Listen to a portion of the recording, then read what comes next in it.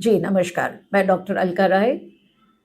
आज हम लोग बात करेंगे लुकोरिया का, मैरिड वुमेन में लुकोरिया का जो प्रॉब्लम होता है या वजाइनल डिस्चार्ज का जो प्रॉब्लम होता है, उसके बारे में। अक्सर देखा जाता है कि जो कुंवारी लड़कियों को धाद नहीं भी होता है, उनको भी शादी के बाद धाद हो जाता है।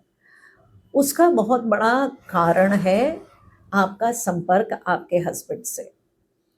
अब क्या होता है कि कुंवारेपन में सिर्फ आपको अपने आप को साफ रखना पड़ता है, लेकिन शादी के बाद अब इन्फेक्शन का स्रोत आपका पार्टनर भी हो जाता है, तो आपको अपने सफाई का ध्यान देना होता है और अपने पार्टनर की भी सफाई के ध्यान देनी होती है।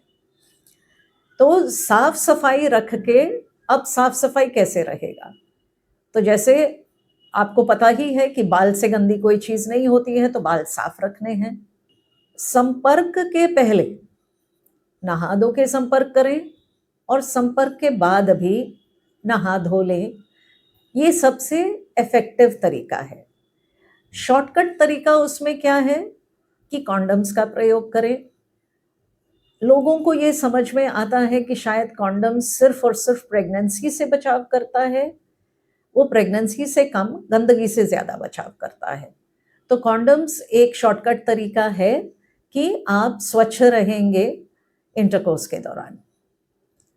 अब क्या होता है कि अक्सर सिर्फ महिलाएं जाती हैं क्योंकि डिस्चार्ज महिलाओं में ज़्यादा होता है, तो महिलाएं जाएंगी, अपना पूरा ट्रीटमेंट कराएंगी और जैसे ही ट्रीटमेंट बंद होगा उनको दोबारा डिस्चार्ज हो जाएगा। वो सिर्फ इसलिए कि मेल पार्टनर ने उसके लिए दवाई नहीं खाया है।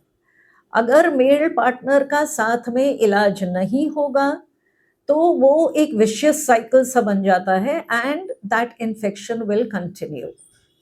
तो इसलिए जब भी किसी भी सेक्सुअली एक्टिव या मैरिड लेडी को अगर वजाइनल डिस्चार्ज है, तो दोनों पार्टनर्स को दवाई लेना अनिवार्य है। एक और चीज़ है कि 30-35 के उम्र के बाद अगर धाद होता है, तो उसका एक कारण शुगर भी होता है। तो इसलिए दोनों पार्टनर्स का शुगर टेस्ट करना है। वो चाहे वो महिला का अगर नॉर्मल हो, फिर भी उसके हस्बैंड का भी शुगर टेस्ट करवाना है, क्योंकि अगर उसको शुगर है, तो इन्फेक्शन अगर उसमें है, तो एक संपर्क में वो इन्फेक्शन वापस आ जाता है। तो इसलिए दोनों लोग अपना शुगर टेस्ट करवाएं और दोनों लोग दवाई खाएं, ताकि ये रोग आपको बार-बार ग्रसित ना करे। Thank you. आयुष्मान भव।